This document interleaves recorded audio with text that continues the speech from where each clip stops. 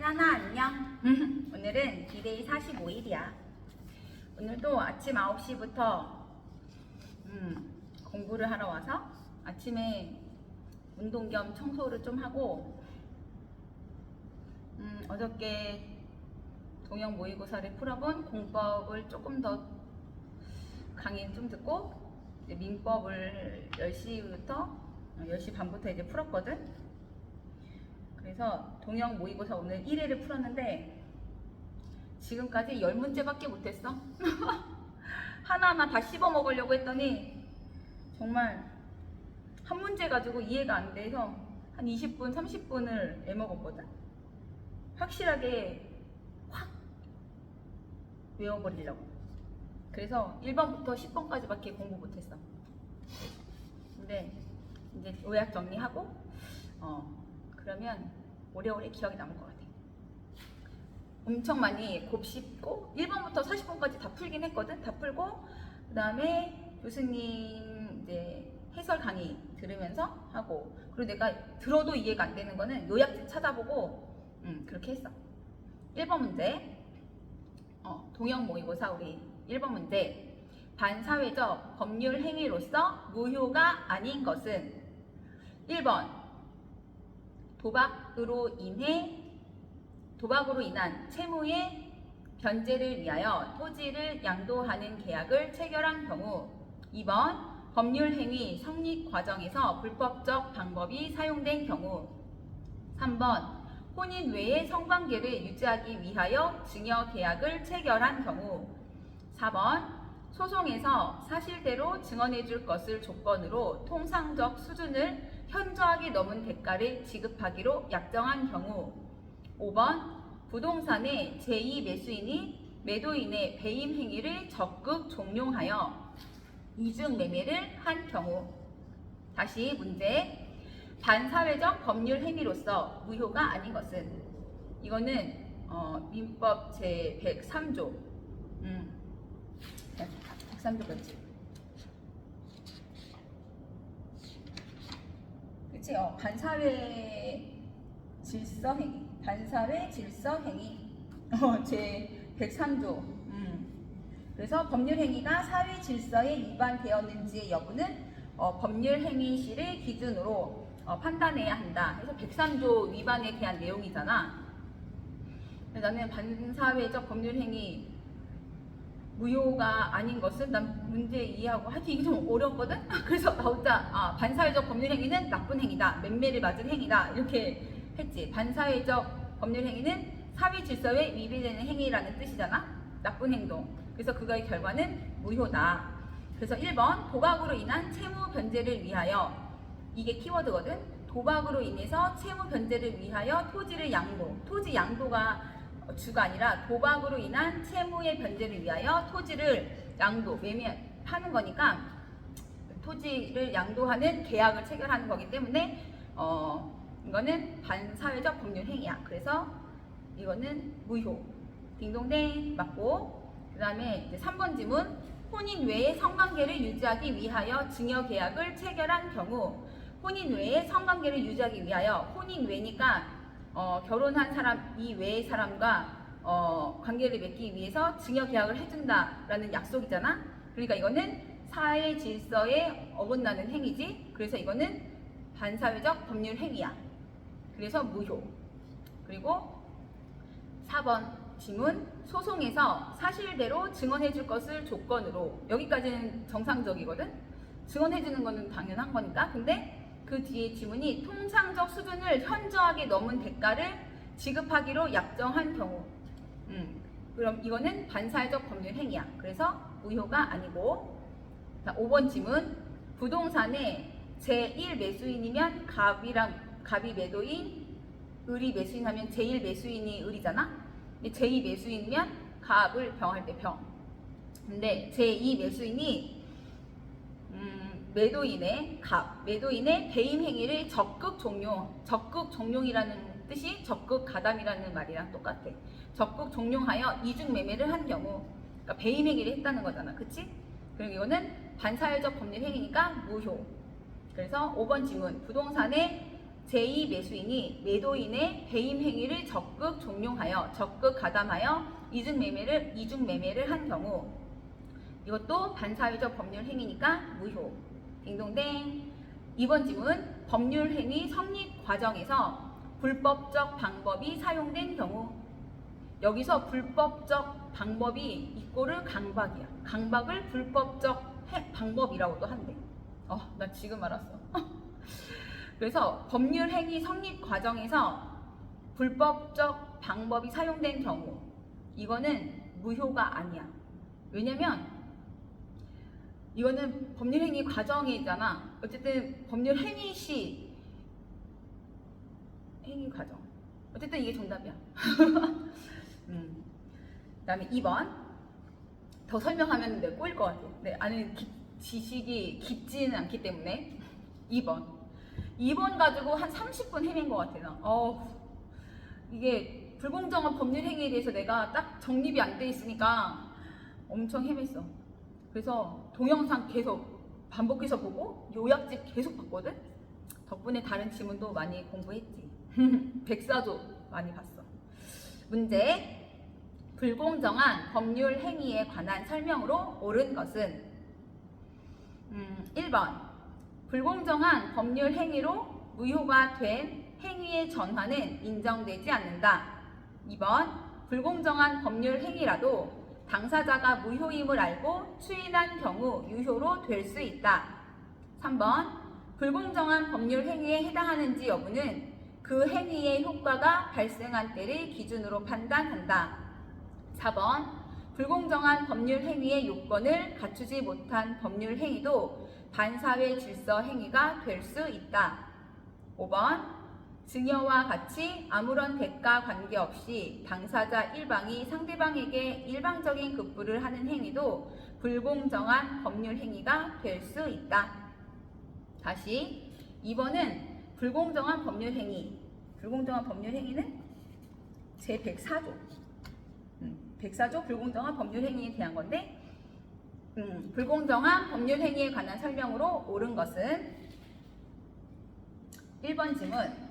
1번이랑 2번 지문 묶어서 교수님이 보라고 하셨는데, 불공정한 법률 행위도 역시 맴매 맞을지, 사회질서에 위반되는 행동, 나쁜 행동이지, 그런 걸로 의미하는 거고, 그래서 이런 것들은 추인은 안 되고 전환은 된다. 이렇게 기억하고 있으면 될 것 같아.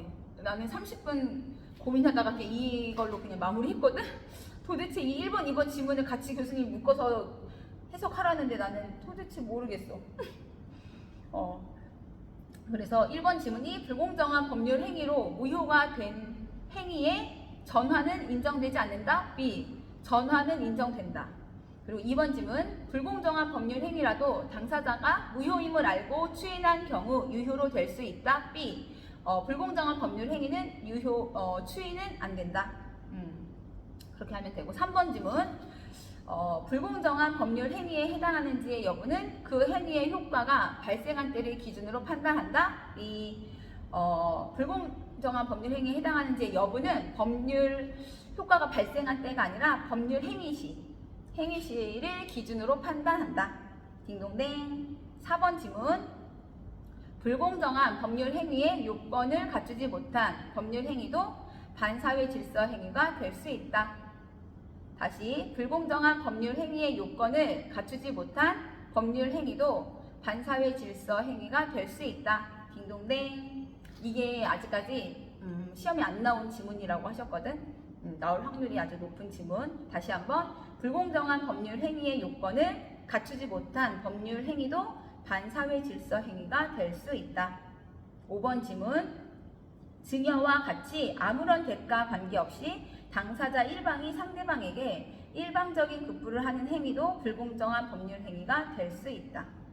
다시, 증여와 같이 아무런 대가 관계없이 당사자 일방이 상대방에게 일방적인 급부를 하는 행위도 불공정한 법률 행위가 될 수 있다. B. 왜 이게 불공정한 법률 행위가 되냐고 하시면서 호통을 치시더라고. 감사한 일이지. 그러시면서 뭐라고 하셨더라? 104조에 적용이 안 되는 게 두 가지가 있대. 증여랑 경매. 확실하게 알겠다. 그치? 증여랑 경매. 백사조가 적용이 안 되는 거 두 가지, 증여랑 경매. 다음 3번 문제. 재밌어, 그치? 민법 재밌어. 3번 문제. 나는 사례 문제가 더 재밌거든. 그래서 동양 모의고사 1회 풀 때 나는 사례 문제만 먼저 쭉 다 풀었어. 사례 문제는 거의 풀면 10개 중에 8, 9개는 다 맞아. 그 다른 게 문제야. 갑은 3번. 갑은 자신의 X 토지를 을에게 매도하기로 약정하였다. 갑과 을은 계약서를 작성하면서 직원을 착각하여 매매 목적물을 갑 소유의 Y 토지로 표시하였다. 그 후 갑은 Y 토지에 관하여 위 매매 계약을 원인으로 하여 을 명의로 소유권 이전 등기를 맞춰 주었다. 이에 관한 설명으로 옳은 것은 다툼이 있으면 판례에 따른. 2018년 주택사 시험에 나온 건데, 나는 딱 읽고 이게 오표시인가 아니면 착오인가 어떤 거지 이렇게 생각했거든. 근데 봐봐, 오표시 무해 원칙 그거잖아. 1번 질문. 갑과 을 사이의 매매 계약은 무효이다. B 아니지. 예전에는 이 오표시 무해 원칙의 문제가 나오면 Y 토지에 대해서 원래는 갑과 을이 X 토지에 대해서 매매를 하긴 했는데 오표시 잘못 표시를 해서 Y 토지로 갑이 등기를 해준 거잖아, 을한테. 그래서 지문이 나오면 갑과 을 사이에 Y 토지에 대한 매매 계약은 무효이다, 아니면 X 토지에 대한 매매 계약은 무효이다, 이런 식으로 나왔는데 요즘 문제는 이렇게 나오지가 않고 그냥 매매 계약은 무효이다 이렇게 나오는데, 그래서 알아서 시험 보는 우리들 보고 생각을 하라고 이렇게 나온다고 요즘 문제가. 그런데 보면은 갑과 을 사이의 매매 계약은 무효이다. 매매 계약을 한 게 없지. 일단은 X 토지에 대해서 해야 되는데 그거는 매매 계약을 한 게 없고, 그리고 Y 토지는 잘못한 계약이고 이건 등기가 안 돼 있는 거니까 둘이 한 계약이 없어. 그래서 무효로 할 계약이 없어. 이 지문은 X. 아니고 2번 지문. Y 토지에 관한 소유권 이전 등기는 유효하다. 이것도 아니지. 왜냐면 Y 토지에 대해서 갑은 등기를 계약을 했지만 실체가 없으니까 Y 토지에 대해서. 그것도 B 아니고 3번 질문. 갑은 착오를 이유로 을과의 매매 계약을 취소할 수 있다. B 이것도 아니야. 그리고 4번. 을은 갑에게 X 토지의 소유권 이전 등기를 청구할 수 있다. 딩동댕. 처음부터 갑이랑 을이 X 토지에 대해서 매매를 하기로 한 거잖아. 근데 갑이 잘못해서 Y 토지를 등기를 해준 거잖아. 둘이 약정은 X 토지로 한 거니까 Y 토지로 표시를 한 거지. 소유권 이전 등기를 소유권 이전 등기 맞춰주었다고 했으니까 Y 토지로 소유권 이전 등기를 잘못 표시를 한 거니까. 그래서 을은 갑한테 X 토지의 소유권 이전 등기를 청구할 수 있다. 딩동댕. 맞는 지문이고, 그러면은 여기 지문에는 없지만 갑도 을한테 Y 토지 말소 등기 청구를 할 수 있다, 이런 지문이 나오면 그것도 맞는 지문이고. 5번 지문. 갑은 을의 채무 불이행을 이유로 Y 토지에 대한 매매 계약을 해제할 수 있다. B 틀린 지문. 왜냐면 Y 토지에 대한 매매 계약을 한 게 없으니까. 얘만 그냥 등기를 해줬지 계약 이게 없잖아. 그래서 성립된 게 없기 때문에 해제할 게 없다. 이렇게 보면 돼. 그래서 3번은 정답이 4번. 많이 우리 풀어봤던 거라서. 그리고 4번 문제.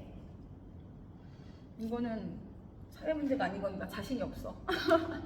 4번. 갑은 을에 부동산을 매수하였는데 계약 내용의 중요 부분의 착오, 이게 착오 문제. 착오가 있어 이를 이유로 매매 계약을 취소하고자 한다. 이에 관한 설명으로 옳은 것은. 근데 수업 시간에 이런 거 많이 듣지 않았나? 그림을 팔려고 하는데, 그치, 나는 내심에 대해 의사는 이거를 1,500만 원에 팔려고 했는데 1,100만 원에 팔려고 했는데 상대방도 그렇게 이제 내가 팜플렛을 보내서 거기도 1,100만 원에 서로 이제 얘기를 했어. 근데 내가 계약서를 이제 작성했는데 거기 1,100으로 쓴 줄 알았는데 1,000만 원을 쓴 거지. 그래서 보냈어. 근데 저쪽 상대방에서 이제 계약서를 봤더니 얘기할 땐 1,100만 원인데 계약서에 1,000만 원 써 있는 거야. 잘 됐다. 잘못 썼나? 잘 됐다. 그래서 그냥 1,000만 원 사인을 한 거지. 그래서 이렇게 온 거야. 그래서 계약이 체결돼버린 거지. 그래서 다시 영수증을 봤는데 1,000만 원인 거야. 난 1,100만 원에 팔려고 했는데 그래서 이거는 중요한 착오잖아. 그래서 나 이거 잘못했다. 난 1,100만 원에 팔고 싶었다 했는데 상대방이 무슨 소리야? 난 1,000만 원에 계약을 한다고 해서 1,000만 원 사인을 했다. 이렇게. 이게 착오. 중요한 부분의 착오. 이거 맞지? 수업 시간에 이런 거 들었는데. 아닌가? 맞을 거야. 어쨌든 지문 1번.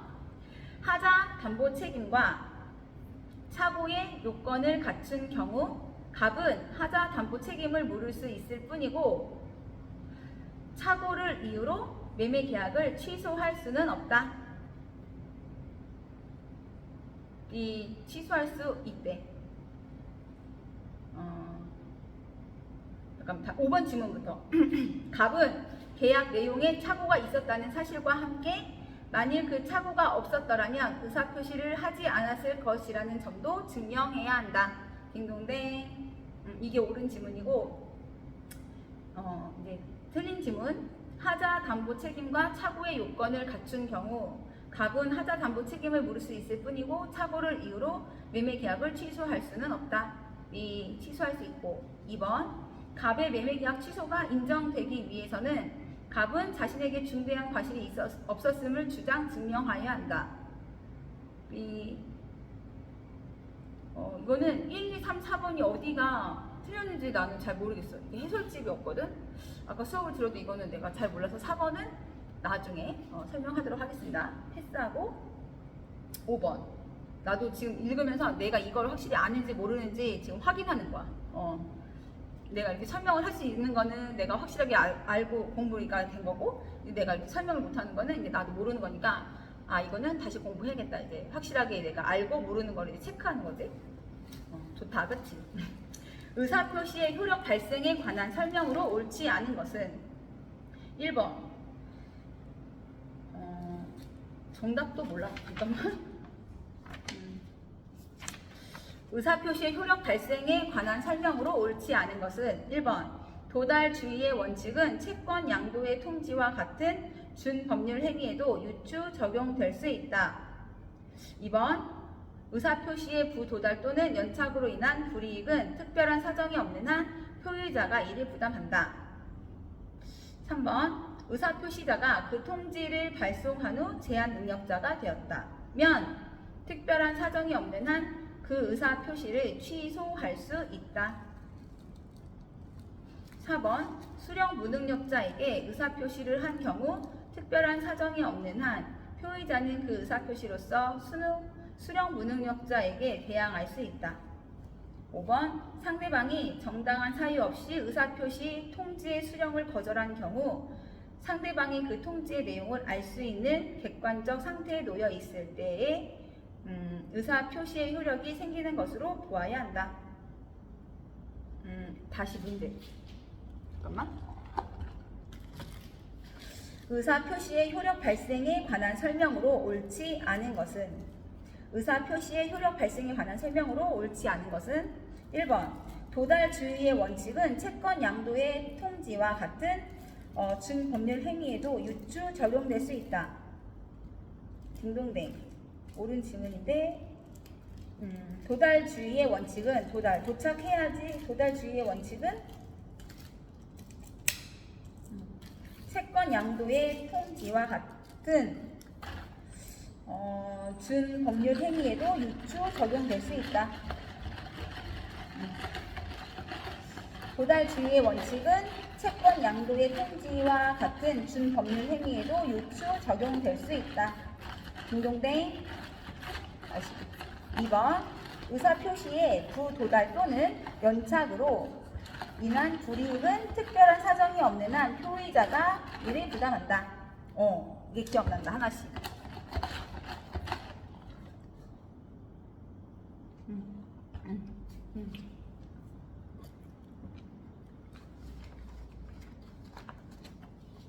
그럼 동영상만 듣고 그냥 넘어가면 아 내가 다 알아들은 걸로 생각하고 그냥 지나가는데 이렇게 바로 봐도 기억 못하는데 지금 계속 읽으니까 기억이 나. 의사표시의 부도달 또는 연착으로 인한 불이익은 특별한 사정이 없는 한 표의자가 이를 부담한다. 이 지문의 키워드는 도달이거든. 키워드인지는 모르겠고 이 도달은 두 가지가 있는데 하나는 보통 우편이고 하나는 등기. 그래서 내용 증명인데 보통 우편을 보내느냐 내용 증명을 보내느냐에 따라 다르고 그래서 의사표시의 부도달 또는 연착으로 인한 불이익은 특별한 사정이 없는 한 표의자가 이를 부담한다. 이것도 딩동댕 맞는 말이고 의사표시에 지금 효력 발생에 관한 설명으로 옳지 않은 것 찾으라는 지문 문제 지금 하고 있어. 3번 의사표시자가 그 통지를 발송한 후에 제한 능력자가 되었다면 특별한 사정이 없는 한 그 의사표시를 취소할 수 있다. 이 정답이다. 찾았다. 모르는 문제를 천천히 꼼꼼하게 여러 번 읽으면 문제가 이제 이해가 된다? 그리고 정답이 보여. 그러니까 내가 그동안 공부를 안 한다니, 그치? 3개월 동안 열심히 봤잖아. 근데 문제가 안 풀려서 깜짝 놀랐거든? 그게 그러니까 머릿속에 있는 거를 끄집어내는 방법을 몰라서 내가 문제를 못 푸는 거였나 봐. 그치? 근데 지금 이렇게 내가 문제가 처음에 당황스러웠거든. 한 번 읽을 때 답을 몰라서. 근데 내가 계속 문제가 답이 안 보이면은 문제를 2번 읽고 3번 읽고 5번, 6번 계속 읽으니까 답이 이제 보여. 여러 번. 근데 이 시간이 너무 많이 걸려. 그치? 다시. 의사표시자가 그 통지를 발송한 후에 제한 능력자가 되었다면 특별한 사정이 없는 한 그 의사표시를 취소할 수 있다. B. 취소할 수 없다. 취소는 취소권자만 할 수 있다. 교수님이 그랬어. 근데 문제는 이거야. 취소권자가 있는데 제한 능력자 또 이렇게 있잖아. 나머지는 또 기억이 안 나. 봐야 돼. 그치? 어쨌든 취소는 취소권자만 할 수 있어. 이 의사표시자가 발송할 때는 제한 능력자가 아니었잖아. 그리고 발송한 다음에 제한 능력자가 됐기 때문에 특별 사정이 없으면 그 의사표시는 취소할 수가 없고 효력을 발생하는 거. 그래서 정답은 3번. 문제가 의사표시의 효력 발생에 관한 설명으로 옳지 않은 거였으니까. 그 다음에 4번 질문. 수령 무능력자에게 의사표시를 한 경우는 당연히 안 되겠지? 근데 그 다음에 특별한 사정이 없는 한 표의자는 그 의사표시로서 수령 무능력자에게 대항할 수 없다. 딩동댕. 맞고. 5번 상대방이 정당한 사유 없이 의사표시 통지의 수령을 거절한 경우 상대방이 그 통지의 내용을 알 수 있는 객관적 상태에 놓여 있는데 이게 요지 가능성인데 객관적 상태에 놓여 있는 때에 의사표시의 효력이 생기는 것으로 보아야 한다. 그래서 5번에 나도 5번 질문은 좀 이해가 정확히 되는 건 아닌데 상대방이 5번 질문 다시 상대방이 정당한 사유 없이 의사표시 통지의 수령을 거절한 경우 상대방이 그 통지의 내용을 알 수 있는 객관적 상태에 놓여 있는데 의사표시의 효력이 생기는 것으로 보아야 한다.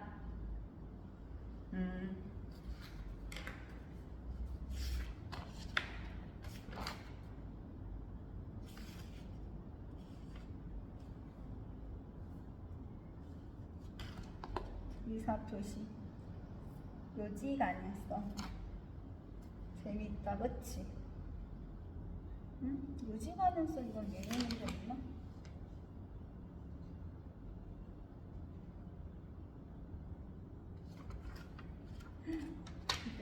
저는 제가 다시 또 볼 거고 요약 좀 이따가 볼게요. 그 다음에 다음 6번 문제 사례 문제. 이거 갑이 을에게 엑스토지를 매도 후 등기 전에 정이 갑의 임의 대리인으로서 병의 임의 대리인으로서 갑의 배임 행위에 적극 가담하여 갑으로부터 엑스토지를 매수하고 병 명의의 소유권 이전 등기를 마쳤다. 이에 관한 설명으로 옳지 않은 것은 문제 다시. 나는 딱 한 번 보고 그림이 딱 그랬었거든. 갑이 을에게 엑스토지를 매도 후에 등기 전. 그러니까 갑이 을한테 엑스토지를 매도하고 등기는 하기 전이었어. 근데 정이 나타났어. 이 정은 누구냐면 병의 대리인이야. 오케이? 갑이 을에게 엑스토지를 매도하고 등기하기 전에 갑이 여기 있지? 여기 정. 정은 대리인인데 이 정이 병의 대리인이거든. 정이 갑이랑 배임에게 한 거지. 그래서 그 엑스토지를 등기를 마친 거야. 이랬을 때 이 설명한 것으로 옳지 않은 것은 1번 숙번 행위의 하자 유무는 2번부터 볼게. 지문 2번 대리 행위의 하자 유무는 특별한 사정이 없는 한 정을 기준으로 판단한다. 그치. 대리 행위의 하자 유무는 특별한 사정이 없으면 대리인 정을 기준으로 판단한다. 딩동댕 맞고. 3번 지문 대리 행위의 하자로 인하여 발생한 효과는 특별한 사정이 없는 한 병에게 귀속된다. 병의 대리인이 정이니까. 그치? 병에게 귀속된다. 딩동댕 맞고. 4번 을은 반사회 질서의 법률 행위임을 이유로 갑과 병 사이의 계약이 무효임을 주장할 수 있다. 딩동댕 맞지? 왜냐면 정이 배임 행위 했으니까 적극 가담해서 이거 매수한 거니까 소유권 등기한 거니까 을은 갑을 대위해서 소유권 이전 등기 청구할 수 있어. 그치? 계약이 무효임을 주장할 수도 있고. 그 다음에 5번 정이 갑의 배임 행위에 적극 가담한 사정을 병이 모른다면 병 명의로 격려된 소유권 이전 등기는 유효하다. B 무효하다. 왜냐면 정은 병의 대리인이니까 정이 하는 거는 다 병한테 귀속되잖아. 맞지? 그래서 5번은 B 무효하다. 이 계약은 무효가 되는 거지. 그리고 1번 지문 숙건 행위의 하자 유무는 병을 기준으로 판단한다. B 이게 정답이야. 나는 1번은 사실 잘 모르겠어. 처음 듣는 거거든. 어쨌든 나는 2, 3, 4, 5번을 정확하게 알잖아. 그래서 나는 이 문제를 맞췄어. 아니지? 이 문제 정답은 5번. 나는 2, 3, 4번을 알잖아. 그래서 5번이 정답인 걸 난 알잖아. 그래서 나는 6번 문제를 풀었거든. 그래서 나는 6번을 맞췄어. 1번은 숙건 행위의 하자 유무가 병을 기준으로 판단한다. 이게 맞는 건지 틀린 건지 난 잘 모르는 지문이라서 1번은 넘겼고 2번, 3번, 4번, 5번 지문이 맞고 틀린 걸 난 확실히 알았기 때문에 6번을 저는 맞췄습니다. 7번 문제. 이거는 법정 대리인이 복 대리인을 선임하는 경우에 관한 설명으로 옳은 것은 1번 복 대리권은 복임 행위가 철회되더라도 소멸되지 않는다. 다시 복 대리권은 복임 행위가 철회되더라도 소멸되지 않는다. B 소멸된다. 그럴 것 같아. 2번 나 이거 정답 모르거든. 한번 볼까? 일단 풀어볼게. 본인의 승낙이 있거나 부득이한 사유가 없으면 복 대리인을 선임하지 못한다. 본인의 승낙이 있거나 부득이한 사유가 없으면 복 대리인을 선임하지 못한다. 법정 대리인 법정 대리인이면 있지 않나? 2번 정답 아니야? 7번에 2번 아니네. 틀렸어.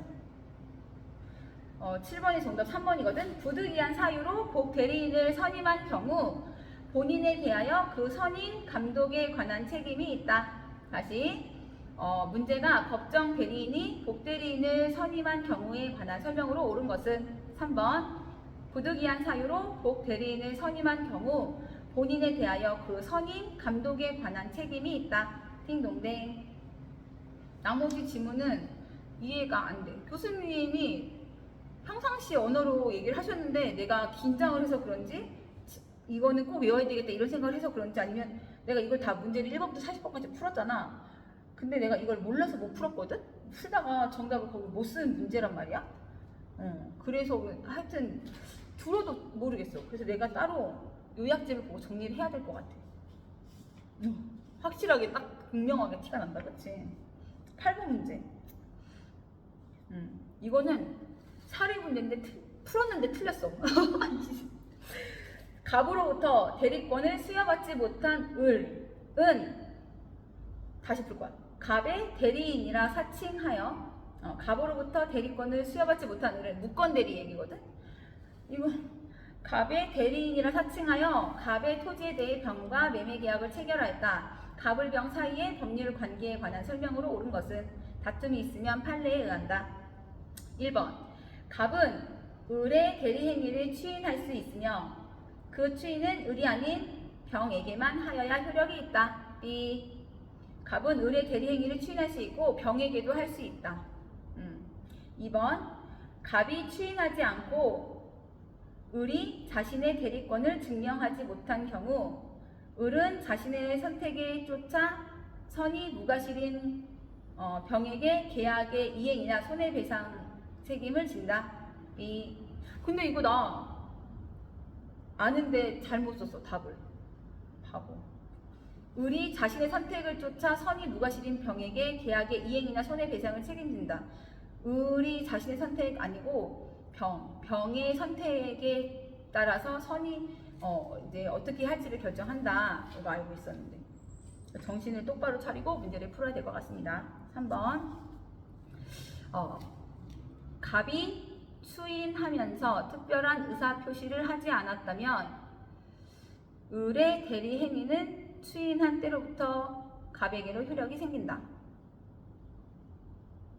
갑이 추인하면서 특별한 의사표시를 하지 않았다면 을의 대리 행위는 추인한 때로부터 갑에게 효력이 생긴다? B.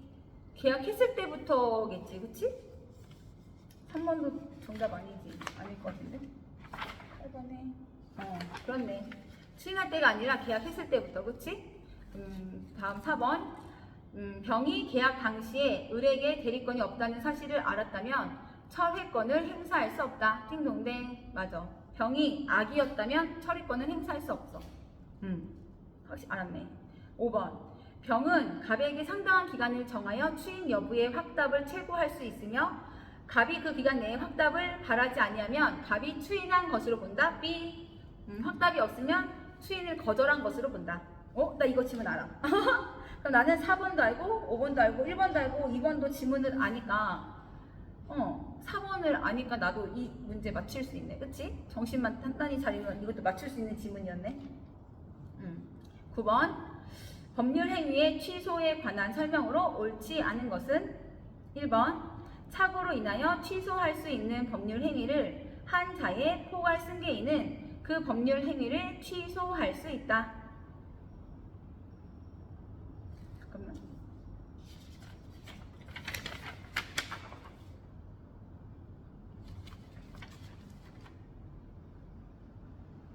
다시. 문제. 법률 행위의 취소에 관한 설명으로 옳지 않은 것은 1번 착오로 인하여 취소할 수 있는 법률 행위를 한 자의 포괄 승계인은 그 법률 행위를 취소할 수 있다. 딩동댕. 2번 미성년자가 동의 없이 단독으로 행한 법률 행위를 그 법정 대리인이 추인하는 경우 그 추인은 취소의 원인이 소멸한 후에 하여야만 효력이 있다. B. 3번 제한 능력자가 제한 능력을 이유로 법률 행위를 취소한 경우 그 행위로 인하여 받은 이익이 현존하는 한도에서 상환할 책임이 있다. 딩동댕. 4번 취소할 수 있는 법률 행위를 추인한 후에는 이를 다시 취소하지 못한다.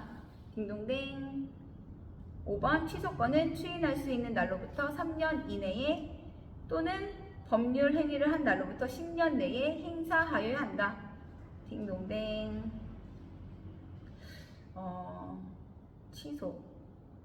민법에서 취소할 수 있는 사람은 제한 능력자,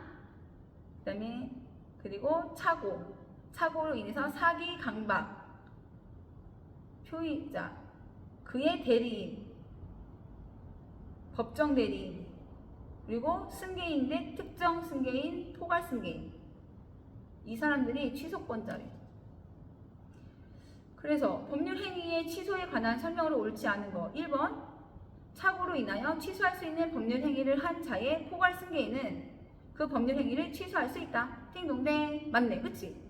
포괄 승계인 특정 승계인도 취소권자니까. 2번 미성년자가 동의 없이 단독으로 행한 법률 행위를 그 법정 대리인이 추인하는 경우 그 추인은 취소의 원인이 소멸한 후에 하여야만 효력있다. B. 정답 2번이네. 왜?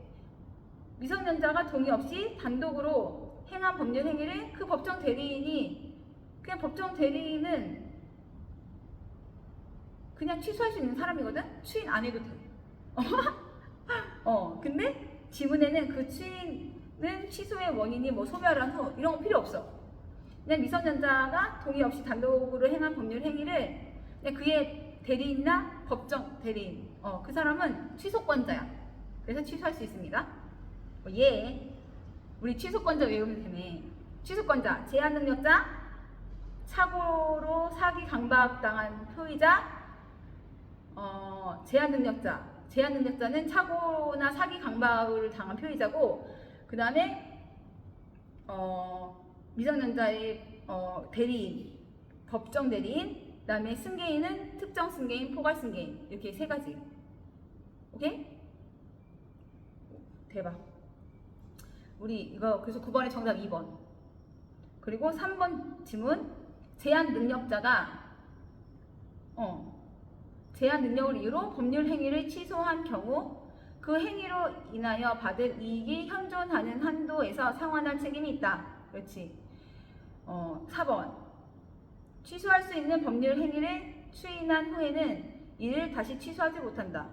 그렇고 5번. 취소권은 추인할 수 있는 날로부터 3년 내에 이 콤마가 시험에 아직 안 나왔대.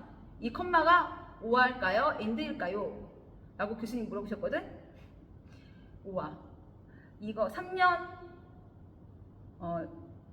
취소권은 추인할 수 있는 날로부터 3년 내에 하거나 법률 행위를 한 날로부터 10년 내에. 두 개 오화야. 오화. 콤마는 오화. 두 개 중에 하나만 해도 취소권이 소멸한다고. 5번 질문 그대로 읽어줄게. 취소권은 추인할 수 있는 날로부터 3년 내에 오화 법률 행위를 한 날로부터 10년 내에 행사하여야 한다. 그렇지 않으면은 날라간다. 없어진다. 와, 이것도 알았어. 그치? 다음 10번. 조건과 기한에 관한 설명으로 옳지 않은 것은 1번 법률 행위의 조건은 그 조건의 존재를 주장하는 사람이 증명하여야 한다. 다시, 법률 행위의 조건은 그 조건의 존재를 주장하는 사람이 증명하여야 한다. 법률 행위의 조건. 예를 들어서 내가 내 남편이 우리 서방이 내가 공인중개사 시험에 합격하면 1억을 주겠다. 이렇게 약정, 등기 이런 거 하면은 이게 법률 행위. 그거의 조건은 기한과 조건은 내가 합격을 하면 이거. 그러면 이거는 누가 주장해야 돼? 1억을 준다는 우리 서방이 주장하는 게 아니라 1억을 받으려고 하는 내가 주장을 해야 되는 거잖아. 그래서 법률 행위의 조건은 그 조건의 존재를 주장하는 사람이 증명해야 한다. 그리고 예를 들어서 이렇게 했을 때는 내가 주장해야지. 1억을 받을 내가 주장해야 되는 거고. 2번 지문. 정지 조건부 법률 행위에서 조건이 성취된 사실은 조건의 성취로 권리를 취득하는 사람이 증명하여야 한다. 다시 지문. 정지 조건부 법률 행위에서 조건이 성취된 사실을 조건의 성취로 권리를 취득하는 사람이 증명하여야 한다.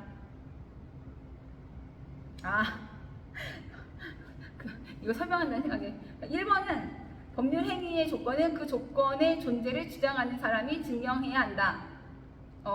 TV에 청문회 나올 때 누가 나는 내 이름으로 땅도 없고 내 이름으로 골프 회원권도 없다 이렇게 청문회 나온 사람이 얘기하잖아. 근데 상대방에서 어쩌고 뭐 이렇게 있잖아요 막 이렇게 하잖아. 그러면 나는 내 이름으로 없는데 나보고 어떤 증거를 내라고 합니까 하면 상대방이 주장하는 사람이 입증을 해야 되는 거잖아.